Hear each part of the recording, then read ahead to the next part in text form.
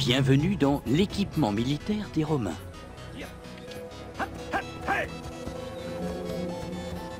La puissance de Rome reposait sur sa suprématie militaire et la nature fondamentalement militariste de sa société. Les habitants ordinaires, pour l'essentiel des paysans et des éleveurs, rejoignaient l'armée pour protéger leurs terres et leurs familles. En échange, les membres de cette armée civique recevaient le droit de vote. Extrêmement disciplinés et respectueux de la hiérarchie, ces citoyens soldats ont développé un fort sentiment de loyauté envers leur ville.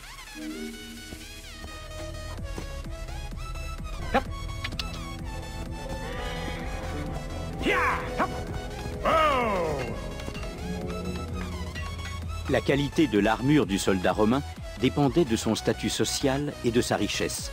La cotte de maille était l'armure la plus courante.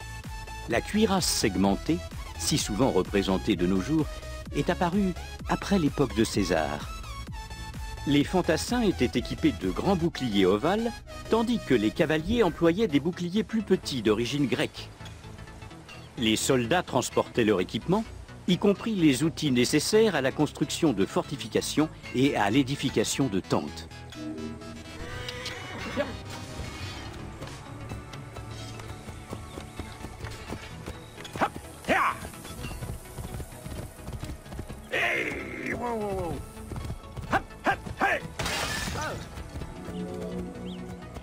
L'armement des soldats romains était largement standardisé.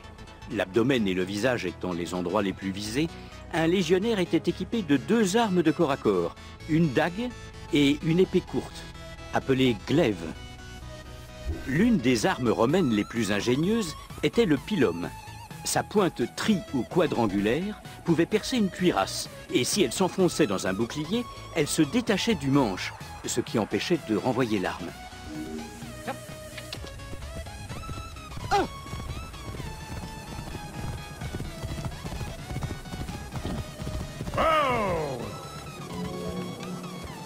Lors de leur conquête, les Romains ont souvent adopté, parfois en les modifiant, les technologies ennemies pour les ajouter à leur arsenal.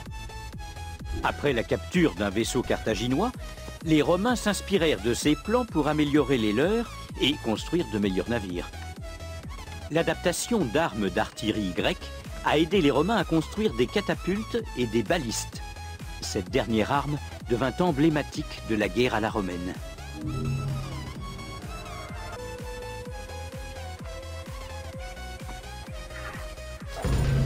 Bienvenue dans les forts romains.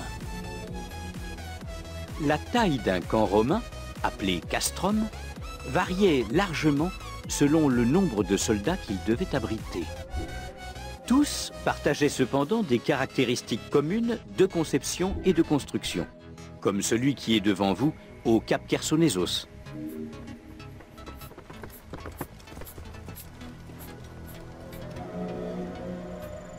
De forme rectangulaire, les forts étaient bien protégés par des remparts et un système de fossés.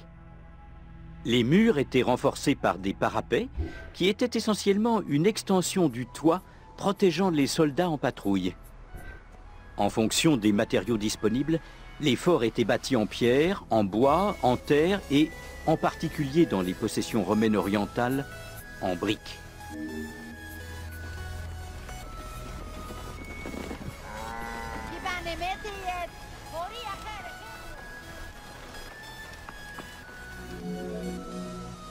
Les portes, à raison d'une sur chaque flanc, étaient dotées de tours de guet.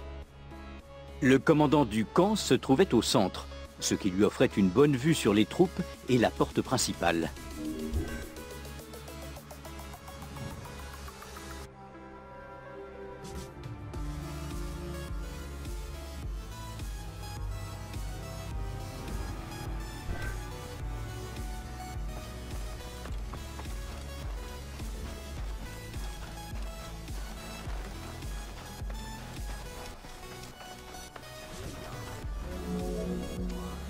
Outre les quartiers des soldats, un fort comportait également un grenier capable de stocker au moins une année de vivres.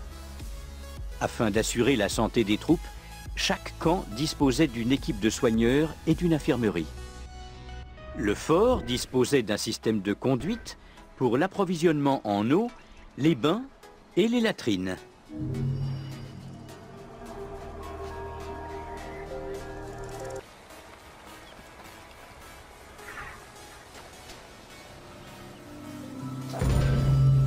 Bienvenue dans les forts de Cyrénaïque.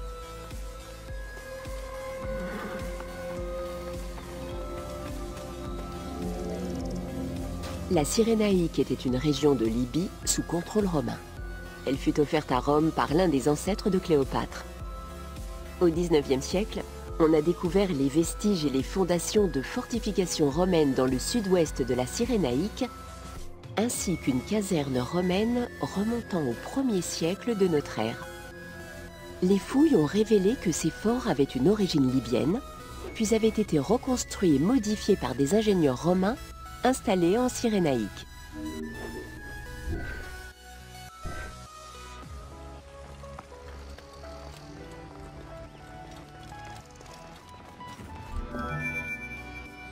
La plupart des forts bâtis en Égypte et en Cyrénaïque ont été construits en pierre.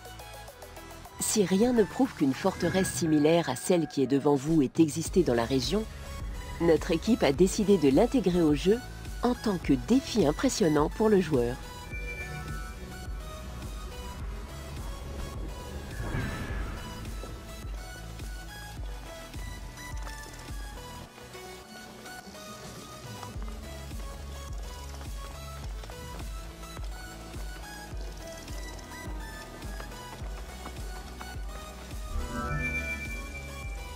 Les forts de Cyrénaïque avaient pour fonction d'empêcher les envahisseurs d'accéder à la grande voie reliant les 5 villes principales de la région.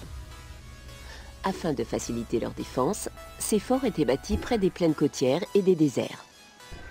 3 de ces villes ont été reconstituées par notre équipe: Balagrae, Apollonia et Cyrène. S'il avait existé, ce fort aurait protégé la route menant à Balagrae.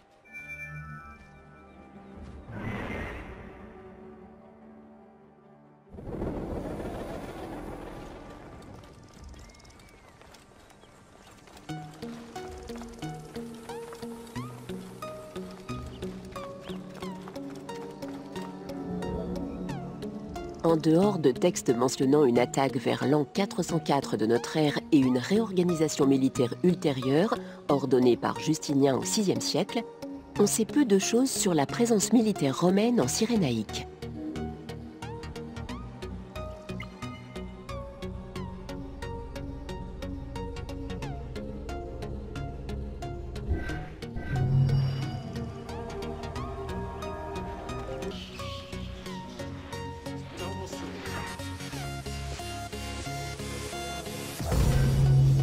Bienvenue dans les aqueducs romains.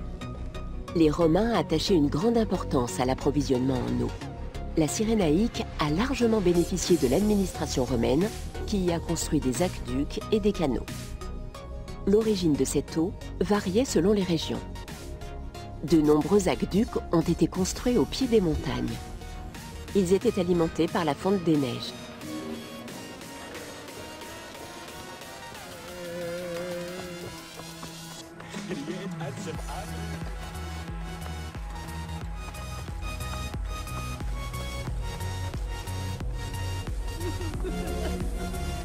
L'acheminement d'eau sur de longues distances a favorisé et augmenté la production agricole.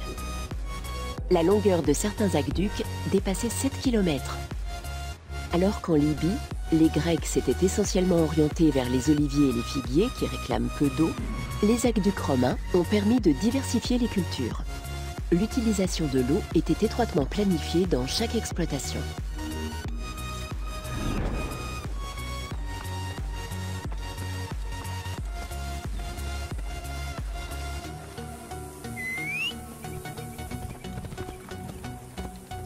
Viens.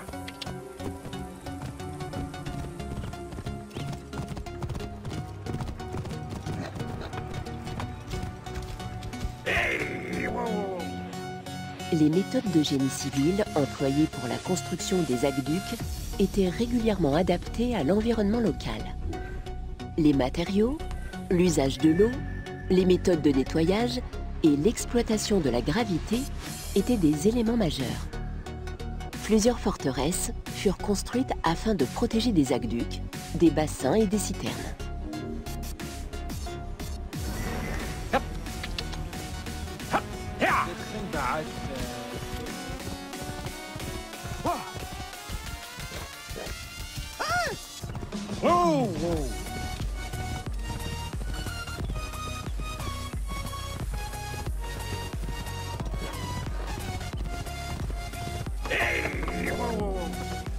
On recueillait de l'eau à l'aide de puits et de citernes, mais les aqueducs assuraient l'essentiel de l'approvisionnement en eau. L'eau était distribuée en fonction des besoins de la collectivité avant les besoins privés d'un individu.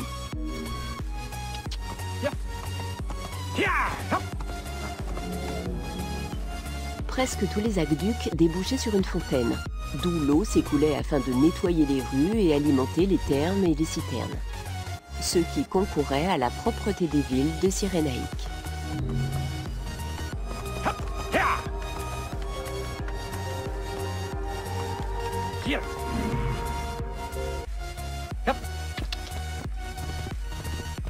Trois choses sont indispensables pour explorer l'Égypte: de l'eau, un bon appareil photo et une voix.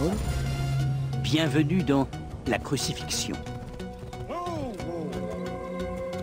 Parmi les châtiments infligés par la justice romaine, la crucifixion était le plus sévère, suivi de l'exécution par le feu et la décapitation.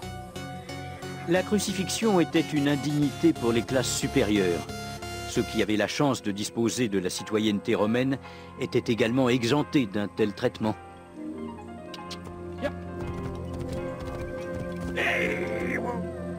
Les crucifixions étaient un divertissement couru et apprécié par les populations.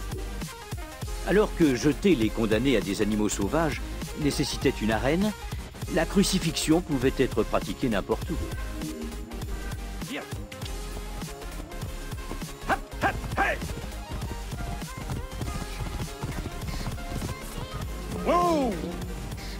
Les crucifiés étaient presque toujours des esclaves, des traîtres ou des pauvres. Si les déserteurs étaient crucifiés, c'est parce qu'on assimilait leur trahison à une mise en péril des citoyens romains.